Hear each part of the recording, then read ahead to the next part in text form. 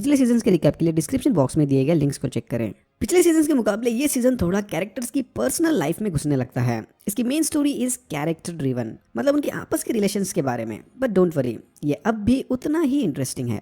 सो शुरू करते हैं वहां से जहां पर पिछला सीजन खत्म हुआ था। रकायल और बाकी के पुलिस वाले प्रोफेसर के हाल ही में मिले हुए खुफिया अड्डे की तलाशी कर रहे होते हैं। बट इन्हें ये नहीं पता होता कि प्रोफेसर ने ऑलरेडी इनके लिए यहाँ पर जाल बिछाया होता है। इनको यहाँ पर वही सबूत मिलेंगे जो प्रोफेसर ने खुद इंटेंशनली वहां पर छोड़े हैं, इन सारों को गुमराह करने के लिए। इन फोरेंसिक जांच करने वालों की टीम में शामिल होता है रकायल का एक्स हस्बैंड अल्बर्टो। अल्बर्टो अपने काम में निहायत ही काबिल होता है और अपने एक्सपीरियंस की मदद से वो प्रोफेसर के खिलाफ एक सबूत ढूंढ ही लेता है। सो प्रोफेसर ने अपने खिलाफ वाले सारे सबूत जला दिए होते हैं और नकली सबूत पीछे छोड़े होते हैं। बट इन जलाए हुए सबूतों में से एक टुकड़ा जाके उसके फर्नेस की चिमनी में चिपक जाता है।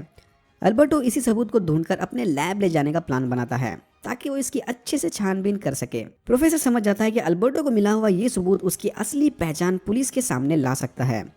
इसलिए वो अल्बर्टो को बोलता है कि मैं तेरे साथ ही वापस जाऊंगा।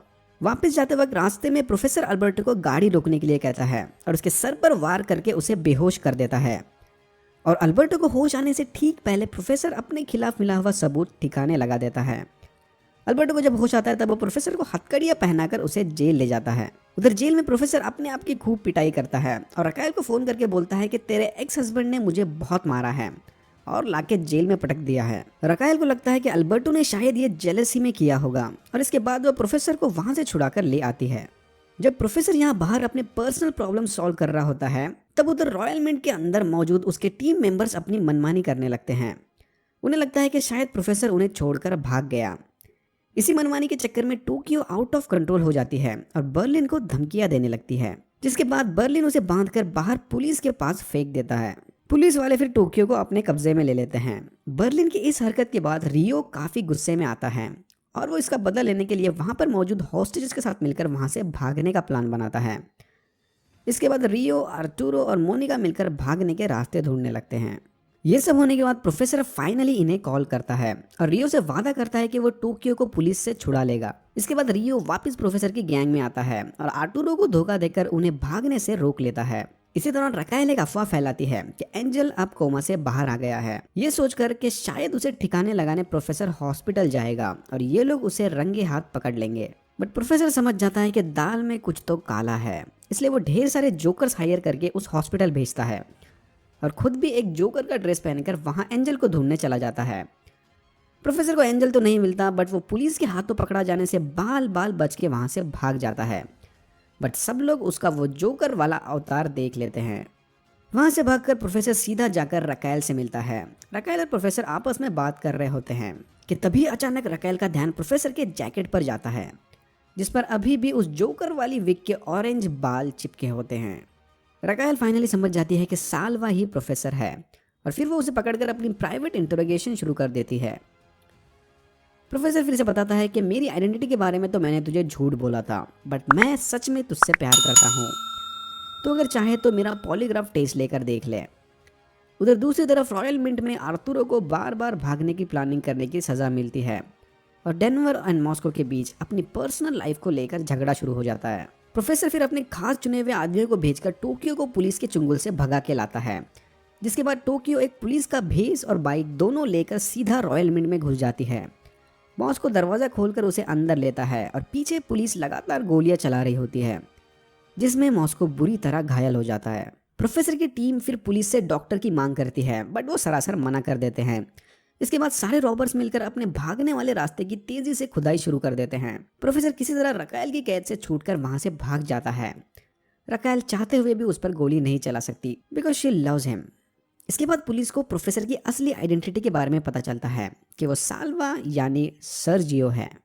पुलिस को लगता है कि रकायल भी प्रोफेसर के साथ मिलकर काम कर रही है, इसलिए वो उसका बैज और गन दोनों जब्त करके उसे सस्पेंड कर देते हैं। रकायल फिर जाकर एंजल का बैज चुराती है और अपनी प्राइवेट इन्वेस्टिगेशन शुरू कर देती है, ये देखने के प्रोफेसर का एक्चुअल खुफिया अड्डा कौन सा है। इसी दौरान एंजल भी कोमा से बाहर आ जाता है। पुलिस की फोर्स फिर रॉयल मिंट पर हमला करती है, जिसके बाद प्रोफेसर और उसकी टीम अपना आधा प्रिंट किया हुआ पैसा लेकर भागने पर मजबूर हो जाती है।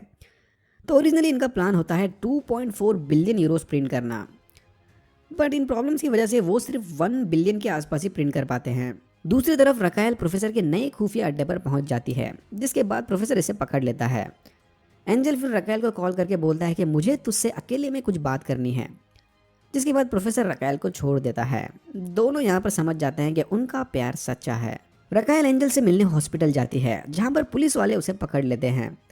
पुलिस उसे प्रोफेसर के खुफिया अड्डे के बारे में पूछते हैं, बट वो बताने से सरासर मना कर देती है। पुलिस फिर उसके बेटे की कस्टडी को अपना लेवरेज बनाकर रकायल को प्रोफेसर का असली पता बताने के लिए ब्लैकमेल करते हैं। दूसरी तरफ रॉयल मिंट में पुलिस लगातार रॉबर्स पर गोलियां चला रही होती है। बर्लिन अकेला इनका सामना करता है और समय रहते सबको वहां से भगा देता है, बट खुद पुलिस के हाथों मारा जाता है। सारे रॉबर्स मोनिका समेत वहां से भागने में कामयाब हो जाते हैं और इससे पहले कि पुलिस प्रोफेसर के अड्डे पे पहुंचे, वो भी वहां से भाग जाता है। इसके ठीक 1 साल बाद रकायल बैठे प्रोफेसर के भेजे हुए पुराने लेटर्स पढ़ रही होती है कि तभी उसका ध्यान जाता है छुपे हुए कोऑर्डिनेट्स पर। रकायल फौरन उन कोऑर्डिनेट्स का पीछा करते हुए फिलीपींस जाती है, जहां पर प्रोफेसर उसका इंतजार कर रहा होता है। Happy ending for now. Okay, so आप में से कुछ लोगों के मन में कुछ सवाल उठे होंगे। आखिर प्रोफेसर की चोरी करने के पीछे का मेन रीजन क्या है? प्रोफेसर को देख के तो नहीं लगता कि ये सिर्फ पैसे के लिए चोरी करेगा।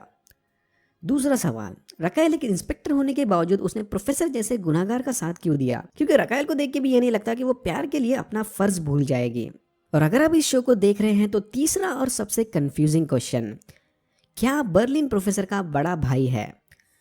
क्योंकि ये इसे छोटे भाई बुलाता रहता है और सिर्फ इसे ही प्रोफेसर का असली नाम पता होता है।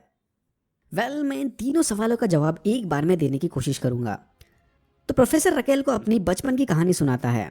प्रोफेसर के पिताजी को अपने बेटे का इलाज करने के लिए ढेर सारे पैसे की ज़रूरत होती है और इसी चक्कर में उसके पिताजी ने बैंक को लूटने का प्लान बनाया होता है। रॉयल मिंट को लूटने का ओरिजिनल प्लान भी प्रोफेसर के पिताजी का ही होता है, बट इसी दौरान एक बैंक को लूटते वक्त प्रोफेसर के फादर मारे जाते हैं और अब इतने सालों बाद प्रोफेसर रॉयल मिंट को लूटकर अपने पिताजी का सपना पूरा कर रहा होता है। बट इतना ही नहीं, रॉयल मिंट को लूटकर प्रोफेसर गवर्नमेंट और बैंकर से भी बदला ले रहा होता है। याद रखना, प्रोफेसर बैंक से आम जनता का पैसा नहीं चुरा रहा होता है, वो रॉयल मिंट से नया पैसा प्रिंट करके सीधा इकोनॉमी से पैसा हड़प रहा होता है, जो इससे पहले ऑलरेडी गवर्नमेंट भी बहुत बार कर चुकी होती है। लिक्विडिटी इंजेक्शंस, ये थोड़ा फाइनेंशियली कंफ्यूजिंग टर्म है, तो अगर आपको इसके बारे में डिटेल में जानना है तो मैंने इसके लिए डिस्क्रिप्शन बॉक्स में एक आर्टिकल लिंक कर दिया है। तो ये था मनी हाइस्ट के पीछे का मेन मकसद और इसीलिए इंस्पेक्टर रकेल ने सर्जियो यानी प्रोफेसर का साथ दिया, क्योंकि वो उसका एक्चुअल मोटिव समझ गई थी। अब तीसरा क्वेश्चन, क्या बर्लिन प्रोफेसर का भाई है? ये थोड़ा ट्रिकी क्वेश्चन है, क्योंकि शो इस टॉपिक को डायरेक्टली कंफर्म नहीं करता। बर्लिन प्रोफेसर को अपना भाई बुलाता है, बट इन दोनों के सर नेम्स यानी लास्ट नेम्स एकदम अलग हैं। अगर रिपोर्ट्स की माने तो शो के क्रिएटर्स ने ऑलरेडी कंफर्म कर दिया है कि यस, बर्लिन और प्रोफेसर भाई है, बट मुझे लगता है कि ये एक दूसरे के सौतेले भाई हैं। ये टॉपिक फैंस में इतना फेमस हो गया है कि शो ने डिसाइड कर दिया कि चलो इसको सीक्रेट ही रखते हैं और बदले में फैंस फैन थियरीज बनाकर हमारी फ्री की मार्केटिंग कर देंगे। So long story short, in my opinion yes, ये दोनों भाई हैं, बट इनका रिलेशन थोड़ा कॉम्प्लिकेटेड है। Okay, so that's it for now. अगर आपको ये वीडियो पसंद आया तो please like, share and subscribe for more videos like this. मैंने ऐसे और भी वीडियोज़ बनाए हैं जिनके लिंक्स आपको डिस्क्रिप्शन बॉक्स में मिल जाएंगे। Thank you very much for watching and I am hoping to see you in my next one.